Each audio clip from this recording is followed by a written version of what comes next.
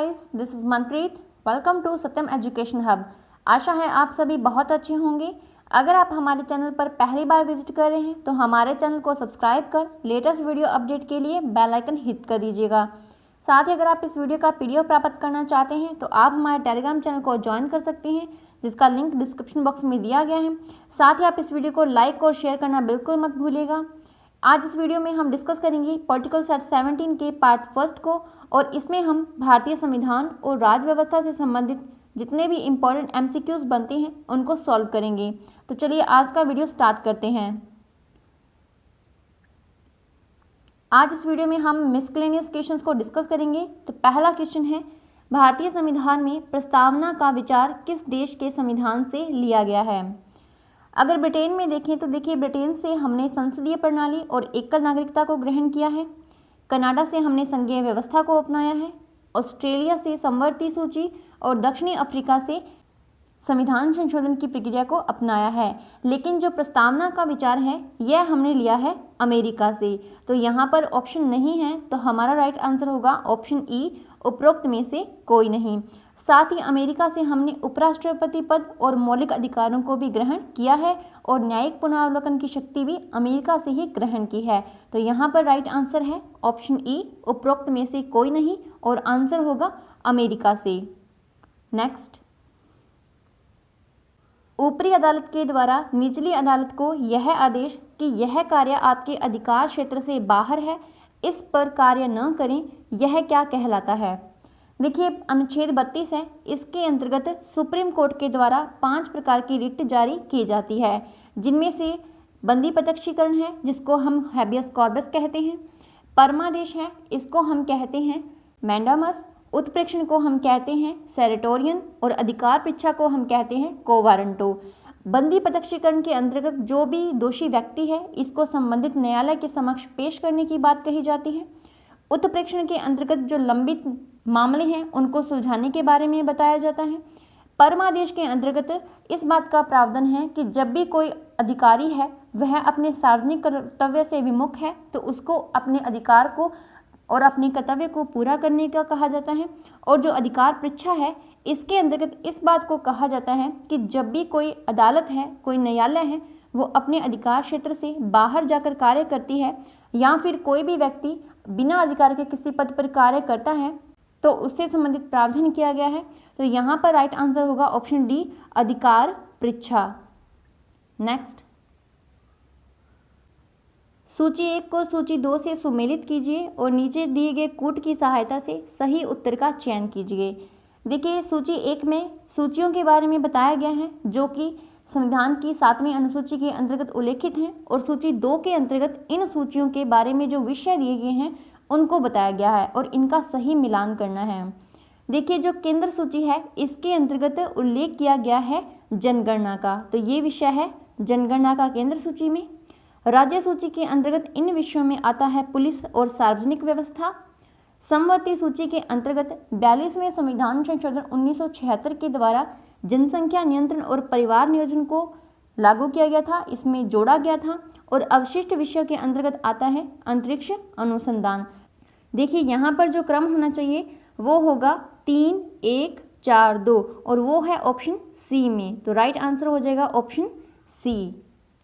Next, अब हम बात कर लेते हैं भारतीय संविधान के अंतर्गत 7वीं अनुसूची में जो 3 प्रकार की सूचियां उल्लेखित की गई हैं, संघ सूची, राज्य सूची और समवर्ती सूची, इनके अंतर्गत जो मुख्य विषय आते हैं उनको।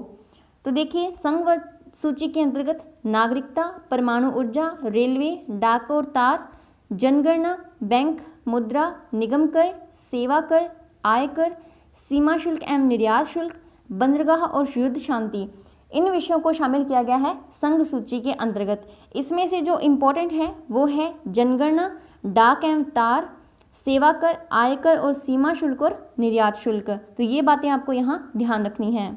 राज्य सूची के अंतर्गत लोक व्यवस्था, पुलिस प्रशासन, भूमि, सिंचाई और गैस, मनोरंजन, कृषि आय पर कर, प्रति व्यक्ति कर, पथ कर, पशुपालन, स्थानीय प्रशासन और प्रादेशिक लोक सेवा, इनका जो उल्लेख किया गया है वो है राज्य सूची के अंतर्गत। और इसमें से सबसे इम्पोर्टेंट है मनोरंजन, पथ कर और कृषि आय पर कर, तो ये भी आपको यहाँ ध्यान रखना है। समवर्ती सूची के अंतर्गत शामिल किया गया है शिक्षा, वन, कारखाने, बाट और माप, विद्युत, आर्थिक और सामाजिक योजनाएं, दंड विधियां और मजदूर संघ। तो इन विषयों को शामिल किया गया है समवर्ती सूची के अंतर्गत। देखिए, जो विषय संघ सूची में शामिल हैं इन पर कानून बनाने का अधिकार केंद्र सरकार को होगा। राज्य सूची के अंतर्गत शामिल विषयों पर राज्य सरकार को होगा, और समवर्ती सूची के अंतर्गत जो विषय हैं इन पर राज्य सरकारें और केंद्र सरकार दोनों ही कानून बना सकती हैं। तो ये चीज़ें आपको याद में रखनी है। नेक्स्ट, भारत के उपराष्ट्रपति का निर्वाचन एक निर्वाचक गण द्वारा किया जाता है जिसके सदस्य होते हैं। देखिए, अनुच्छेद 63 के अंतर्गत उपराष्ट्रपति पद का उल्लेख किया गया है, और अनुच्छेद 64 के अंतर्गत उपराष्ट्रपति को राज्यसभा का सभापति नियुक्त किया जाता है, इसके बारे में बताया गया है। अगर हम इसके निर्वाचक मंडल की बात करें तो इसके अंतर्गत संसद के दोनों ही सदन यानी कि जो राज्यसभा और लोकसभा है इन दोनों के निर्वाचित और जो मनोनीत सदस्य हैं यानी कि जितने भी सदस्य हैं सभी को शामिल किया जाता है। इसके अंतर्गत राज्य के जो विधानमंडल है उनमें से किसी भी सदस्य को शामिल नहीं किया जाता। तो यहाँ राइट आंसर होगा ऑप्शन सी, संसद के दोनों सदनों के सभी सदस्य इसके अंतर्गत निर्वाचित और मनोनीत दोनों ही प्रकार के सदस्य शामिल किए जाते हैं। तो यहाँ पर राइट आंसर है ऑप्शन सी। नेक्स्ट, पंचायती राज व्यवस्था से संबंधित निम्न कथनों में से कौन सा कथन सही नहीं है? पंचायती राज व्यवस्थाओं से संबंधित जो पंचायतों का गठन है अनुच्छेद 40 के अंतर्गत वर्णित है, ये बिल्कुल सही है, जो कि नीति निर्देशक सिद्धांतों के अंतर्गत आता है। 11वीं अनुसूची में पंचायती कार्यों के विषयों का उल्लेख है, ये भी बिल्कुल सही है, क्योंकि 73वां संविधान संशोधन 1993 को जो पारित किया गया था, जो लागू हुआ था, उसके अंतर्गत पंचायती कार्यों को वर्णित किया गया है। 73वें संविधान संशोधन के द्वारा पंचायती राज व्यवस्था को संवैधानिक दर्जा प्राप्त हुआ, देखिए बिल्कुल सही है। 1993 को इसे लागू कर दिया गया था 24 अप्रैल से, लेकिन ये जो अधिनियम था ये 1992 का था।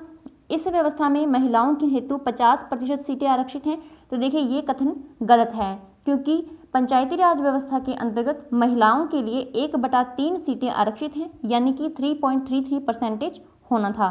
तो यहाँ पर सही नहीं का पूछा गया है, तो राइट आंसर हो जाएगा ऑप्शन डी। नेक्स्ट, राष्ट्रपति की विधायी शक्ति के अंतर्गत कौन कौन शामिल नहीं है? अध्यादेश जारी किया जाता है अनुच्छेद 1, 2, 3 के अंतर्गत, तो ये इनका एक विधायी शक्ति है।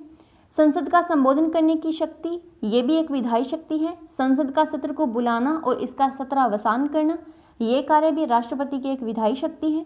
और लोकसभा को भंग करने के बारे में भी जो प्रावधान किया गया है ये भी इसकी विधायी शक्ति के अंतर्गत आता है। तो देखिए ये जितने भी हमारे ऑप्शंस हैं ये सारे के सारे इसकी विधायी शक्ति के अंतर्गत आते हैं। तो इनमें से पूछा गया कौन सा शामिल नहीं है, तो राइट आंसर होगा ऑप्शन ई, उपरोक्त में से कोई नहीं, क्योंकि ये सभी के सभी इसकी विधायी शक्ति के अंतर्गत आते हैं।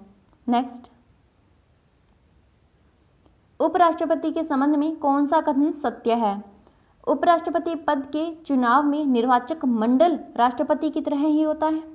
उपराष्ट्रपति का मौजूदा वेतन 4.5 लाख रुपए है, ये कथन गलत है। राज्यसभा के सभापति के रूप में इन्हें सामान्यतः वोटिंग का अधिकार है, ये कथन भी गलत है। यह केवल मत बराबरी की स्थिति में राज्यसभा में मतदान कर सकते हैं, ये कथन भी सही है। लेकिन जो कथन ए है ये भी गलत है। ये इसीलिए गलत है क्योंकि देखिए जो राष्ट्रपति और उपराष्ट्रपति हैं इनके निर्वाचन की जो पद्धति है यानी कि एकल संक्रमणीय मत पद्धति के द्वारा अनुपातिक प्रतिनिधित्व के अंतर्गत इनका निर्वाचन किया जाता है।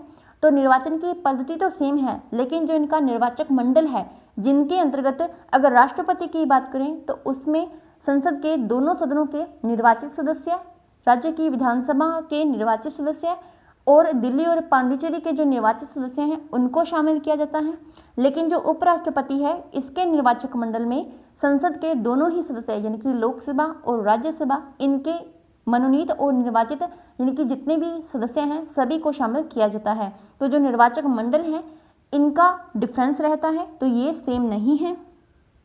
उपराष्ट्रपति का जो वर्तमान में वेतन है वो है 4 लाख रुपए, तो ये कथन भी गलत हो जाएगा।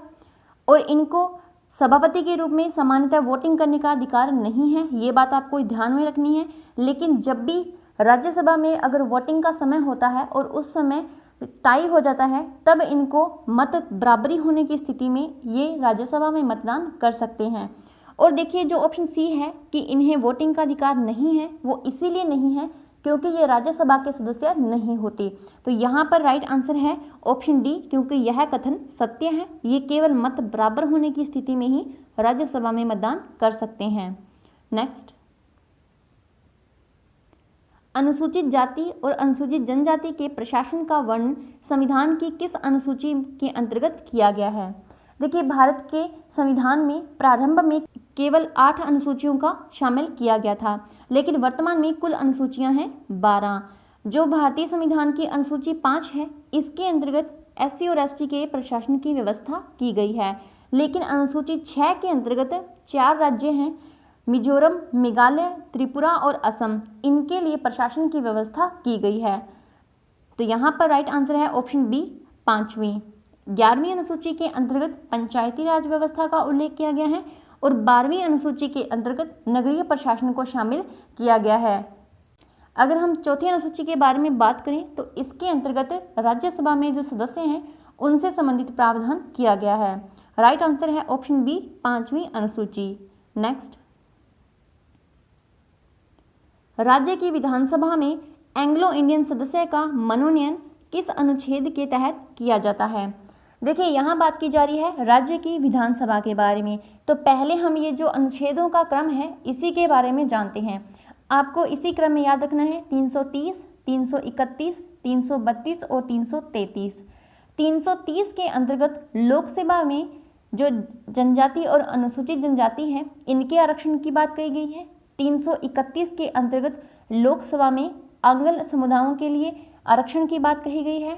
अनुच्छेद 332 में राज्य की विधानसभाओं में SC और ST के संरक्षण की बात की गई है और अनुच्छेद 333 में राज्य की विधानसभाओं में आंगल भारतीय समुदायों को मनोनीत करने के बारे में बताया गया है। तो देखिए जो 330 और 331 है, पहले आएगा SC ST, फिर आएगा जो आंगल भारतीय है, और 332-33 में आएगी राज्य की विधानसभा में SC ST और आंगल भारतीय समुदाय। तो यहाँ पर पूछा गया है एंग्लो इंडियन सदस्य है और वो भी राज्य की विधानसभा में।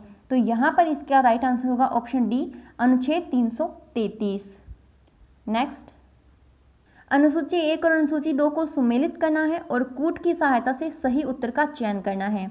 सूची 1 में अनुच्छेद दिए गए हैं और सूची 2 में राष्ट्रपति की शक्तियों के बारे में बताया गया है और आपको इसका सही मिलान करना है।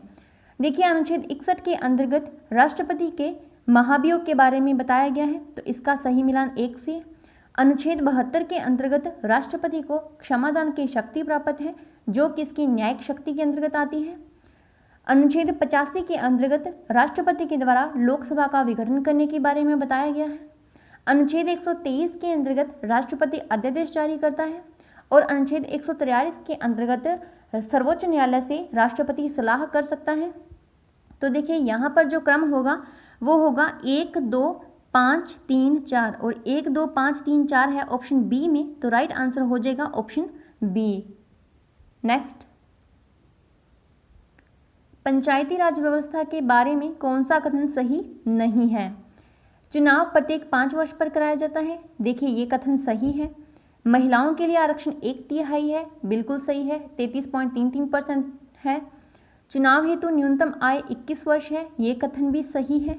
अनुसूचित जाति और जनजातियों हेतु संरक्षण की जो व्यवस्था है वो है 35%। तो देखिए ये कथन गलत है, क्योंकि जो SC और ST है इनके लिए पंचायती राज व्यवस्था में आरक्षण की जो व्यवस्था है वो किसी परसेंटेज पे बेस नहीं है, इसके लिए व्यवस्था की गई है इनकी जनसंख्या के अनुपात के द्वारा। तो देखिए यहाँ पर पूछा गया है कौन सा कथन सही नहीं है, तो राइट आंसर होगा ऑप्शन डी। नेक्स्ट, भारत की संचित निधि से धन निकासी हेतु किसकी स्वीकृति आवश्यक है?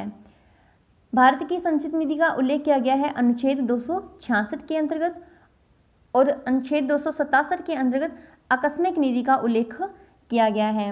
देखिए जो अनुच्छेद 266 है इसके अंतर्गत इस बात का प्रावधान किया गया है कि इससे जो धन निकासी का जो निर्णय है वो संसद के द्वारा लिया जाएगा, ना कि राष्ट्रपति, प्रधानमंत्री और वित्त मंत्री के द्वारा।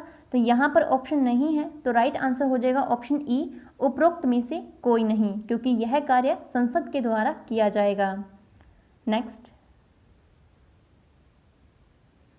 किस समिति के सभी सदस्य लोकसभा से लिए जाते हैं?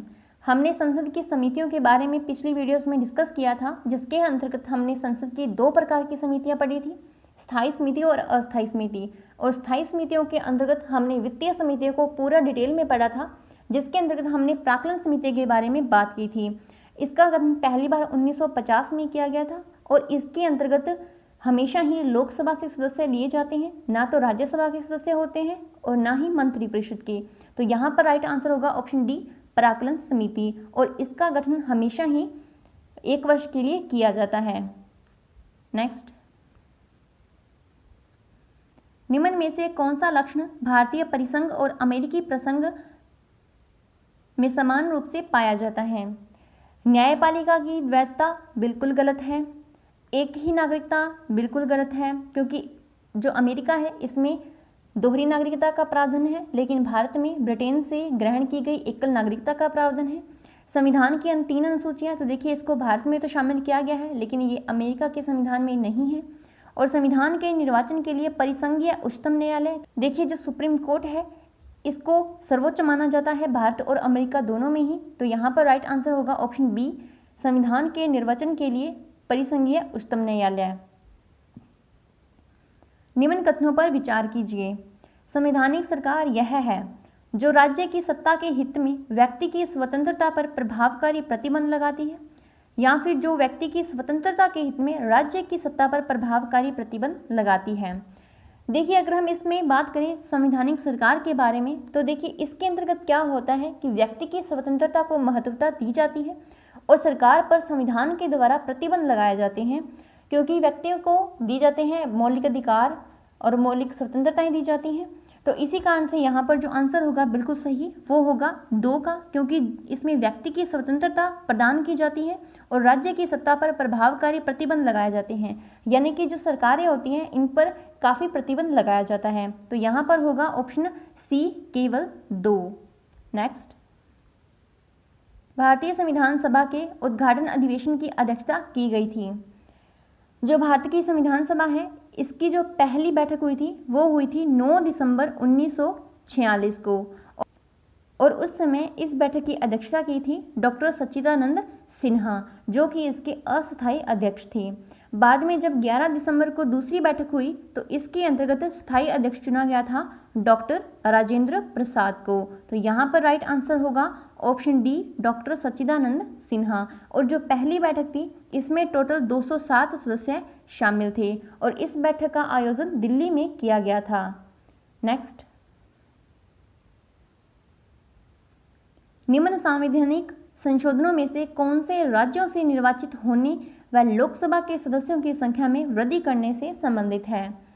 देखिए जो लोकसभा के सदस्यों की संख्या थी प्रारंभ में 525 थी, और जब 31वां संविधान संशोधन किया गया था उस समय इसको बढ़ाकर कर दिया गया था 545।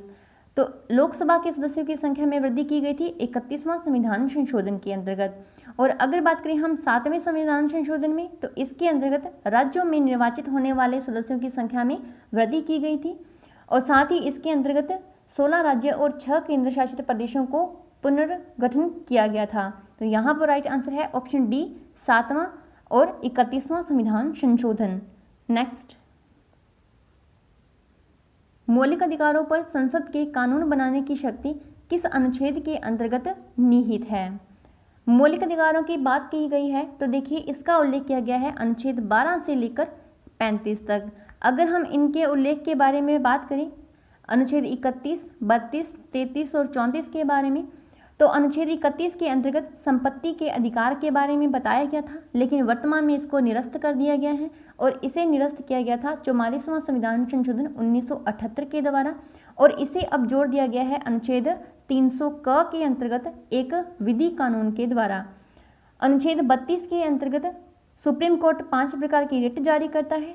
अनुच्छेद 33 को इसके अंतर्गत जो भी सशस्त्र बल की सेनाएं हैं या फिर खुफिया विभाग के अधिकारी हैं, पुलिस बल हैं, इनके अधिकारों पर संसद के द्वारा प्रतिबंध लगाने का प्रावधान किया गया है।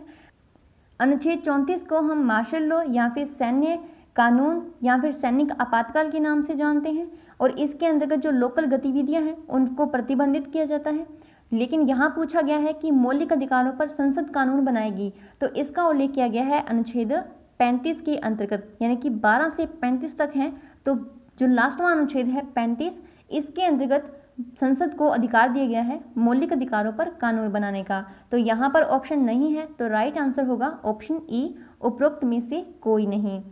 साथ ही इसके साथ आपको ये बात भी ध्यान रखनी है कि जो नागरिकता है उससे संबंधित जो संसद है वो कानून बनाएगी, वो बनाएगी अनुच्छेद 11 के अंतर्गत। इस बात का प्रावधान अनुच्छेद 11 में किया गया है। नेक्स्ट, एक संघीय राज्य व्यवस्था में सम्मिलित है। संघ और राज्यों के बीच में संबंध, देखिए ये बिल्कुल सही है। राज्यों के मध्य संबंध, ये भी सही है। हमने अनुच्छेद 263 पढ़ा था जिसके अंतर्गत अंतर्राज्यीय परिषदों का गठन किया जाता है। समन्वय के लिए तंत्र, ये भी सही है। और विवादों को सुलझाने के लिए तंत्र, तो देखिए इसके अंतर्गत अगर राज्यों और केंद्र शासित सरकार के मध्य कोई विवाद होता है तो उसके लिए सुप्रीम कोर्ट अवेलेबल होता है, वो सुझाव करता है। तो देखिए इसमें सभी शामिल हैं, तो राइट आंसर होगा ऑप्शन बी, 1, 2, 3 और 4। नेक्स्ट, कल्याणकारी राज्य का उद्देश्य है। देखिए जो कल्याणकारी राज्य का उद्देश्य है इसको शामिल किया गया है राज्य के नीति निर्देशक सिद्धांतों के अंतर्गत, और इसका मुख्य उद्देश्य है कि अधिकतम से अधिकतम लोगों का कल्याण ज़्यादा से ज़्यादा सुनिश्चित किया जाए। यहाँ राइट आंसर है ऑप्शन सी। कमजोर वर्ग की बात करें तो देखिए इसका आता है साम्यवाद के अंतर्गत। नेक्स्ट, भारत में राजनीतिक व्यवस्था के मूलभूत लक्षण हैं। यह एक लोकतांत्रिक गणतंत्र है, तो देखिए बिल्कुल सही है। जो गणतंत्र है ये व्यवस्था ली गई है फ्रांस से। इसमें संसदात्मक रूप की सरकार है, तो देखिए संसदात्मक रूप सरकार का लिया गया है ब्रिटेन से, ये भी बिल्कुल सही है। सर्वोच्च सत्ता भारत की जनता में निहित है, तो ये बात कही गई है हमारी प्रस्तावना में, तो ये भी सही है। भारत में एकात्मक रूप की सरकार है, तो देखिए ये कथन गलत है। भारत में एकात्मक नहीं बल्कि संघात्मक सरकार है, जो कि हमने कनाडा से ग्रहण की है। तो पूछा गया है कौन कौन से लक्षण सम्मिलित हैं, तो यहाँ पर ऑप्शन होना था 1, 2, 3, वो है ऑप्शन सी में, तो राइट आंसर हो जाएगा ऑप्शन सी। नेक्स्ट, किस वाद के तहत मौलिक अधिकारों एवं राज्य के नीति निर्दिष्ट तत्वों के बीच में संतुलन स्थापित करने का प्रयास है। देखिए 2-3 केस आए थे जिसके अंतर्गत मौलिक अधिकारों और राज्य के जो नीति निर्देशक तत्व हैं इनके बीच में तुलना की गई थी। जो केशवानंद भारती बनाम केरल राज्य है इसके अंतर्गत मौलिक अधिकारों को उच्च बताया गया था।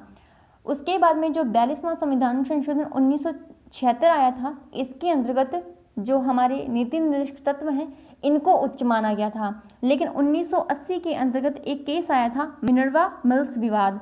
इसके अंतर्गत मौलिक अधिकार और नीति निर्देशक तत्वों को अधिक महत्व का घोषित किया था, यानी कि दोनों को ही संतुलित बताया था कि ये अपने अपने क्षेत्र में अपना महत्व रखते हैं। तो यहाँ पर राइट आंसर होगा ऑप्शन डी, मिनर्वा मिल्स वाद। नेक्स्ट, भारत सरकार के मुख्य विधि परामर्शदाता कौन है। यहाँ पर देखिए भारत सरकार के परामर्शदाता के बारे में बताया गया है, यानी कि कानूनी सलाहकार बताना है। तो देखिए जो महान्यायवादी होता है, यानी कि जो अटॉर्नी जनरल ऑफ इंडिया होता है, ये भारत सरकार का प्रमुख विधि परामर्शदाता होता है और इस पद का उल्लेख किया गया है अनुच्छेद 76 के अंतर्गत। तो यहाँ पर राइट आंसर है ऑप्शन बी। साथ ही जो महाधिवक्ता होता है ये महान्यायवादी की तरह है, सरकार का, राज्य सरकार का मुख्य विधि परामर्शदाता है, और जो महाधिवक्ता है इसका उल्लेख किया गया है अनुच्छेद 165 के अंतर्गत। यहाँ पर राइट आंसर है option B, attorney general of India. Next, केंद्र और राज्यों के बीच में होने वाले विवादों का निर्णय करने की भारत के उच्चतम न्यायालय की शक्ति किसके अंतर्गत आती है। पहला है मूल अधिकारिता के अंतर्गत, अपीलीय अधिकारिता के अंतर्गत, परामर्श अधिकारिता के अंतर्गत और रिट अधिकारिता के अंतर्गत। देखिए मूल अधिकारिता को आप मौलिक अधिकारों से मत जोड़िएगा, ये अलग है उससे। अगर हम बात करें अपीलीय अधिकारिता का मुख्य मतलब है कि इसके अंतर्गत सुप्रीम कोर्ट अंतिम अपीलीय न्यायालय के रूप में कार्य करेगा, यानी कि इसके अंडर में जितने भी न्यायालय आते हैं, अगर उसके निर्णयों के विरुद्ध में कोई अपील जारी कर देता है तो उसकी सुनवाई सुप्रीम कोर्ट में अंतिम रूप से कर दी जाएगी। 143 के अंतर्गत सुप्रीम कोर्ट राष्ट्रपति के लिए परामर्शदात्री के रूप में कार्य करता है और अनुच्छेद 32 के अंतर्गत यह 5 प्रकार की रिट जारी करता है। लेकिन जो राज्यों और केंद्र के मध्य विवाद है ये इसके मूल अधिकारों के अंतर्गत आता है। तो यहाँ पर राइट आंसर है ऑप्शन ए। भारत में संसदीय प्रणाली की विशेषताएं कौन कौन सी हैं? संसद की प्रणाली जो कि हमने ब्रिटेन से ग्रहण की है। पहला है बहुमत वाले दल की सत्ता, तो देखिए ये बात बिल्कुल सही है। लोकसभा में जब भी कोई दल बहुमत प्राप्त करता है तो उसकी सत्ता आती है। प्रधानमंत्री और मुख्यमंत्री का नेतृत्व होता है, सही है, क्योंकि केंद्र सरकार में प्रधानमंत्री और राज्य में मुख्यमंत्री का नेतृत्व होता है। उच्च अथवा निम्न सदन का विघटन, तो देखिए ये कथन बिल्कुल गलत है। विधायिका के समक्ष कार्यपालिका की संयुक्त जवाबदेही, तो ये कथन भी सही है। उच्च और निम्न सदन का विघटन, ये कथन इसलिए गलत है क्योंकि जो केंद्र का संसद है और राज्य के जो विधानमंडल है इनके निम्न सदन का विघटन किया जा सकता है, लेकिन उच्च सदन का विघटन नहीं बल्कि इसका समापन किया जा सकता है। यहाँ पूछा गया है कौन कौन सी विशेषताएं शामिल हैं, तो देखिए यहाँ पर होना चाहिए 1, 2 और 4, वो है ऑप्शन सी में, तो राइट आंसर हो जाएगा ऑप्शन सी। नेक्स्ट, पिछले सेट में आपसे प्रश्न पूछा गया था कि आपको बताना है केंद्रीय निर्वाचन आयोग के दूसरे मुख्य निर्वाचन आयुक्त कौन थे। तो देखिए हमें पहले का तो हमेशा याद रहता है कि ये थे सुकुमार सेन, लेकिन यहाँ पर दूसरे के बारे में पूछा गया है तो वो थे वी.के. सुंदरम। सुकुमार सेन पहले थे। श्रीमती रमा देवी पहली महिला मुख्य निर्वाचन आयुक्त थी। और टी.एन. शेषन के बारे में अगर बात करें तो देखिए जब 1993 में दूसरी बार अंतिम रूप से निर्वाचन आयोग को 30 सदस्यीय किया गया था तब पहली बार जो मुख्य निर्वाचन आयुक्त बनाए गए थे वो थे टी.एन. शेषन। तो यहाँ पर जो राइट आंसर है वो था option C V K. Sundaram.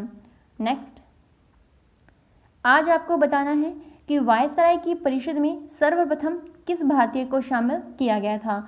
Option में है आपके पास सत्येंद्र प्रसाद सिन्हा, सत्येंद्र नाथ बनर्जी, स्वामी विवेकानंद और स्वामी दयानंद सरस्वती।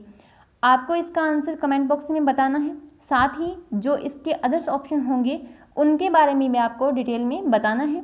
इससे आपके एग्ज़ाम्स की तैयारी में काफ़ी हेल्प मिलेगी। तो आज के हमारे लेक्चर में इतना ही। आई होप आपको ये वीडियो हेल्पफुल लगा होगा और आपको पसंद भी आया होगा। और अगर आपको ये वीडियो पसंद आया है तो आप इसे ज़्यादा से ज़्यादा शेयर कीजिए, लाइक कीजिए और हमारे चैनल को सब्सक्राइब कीजिए। तो जल्द ही मिलते हैं नेक्स्ट वीडियो के साथ। तब तक के लिए पढ़ते रहिए, स्वस्थ रहिए, मस्त रहिए।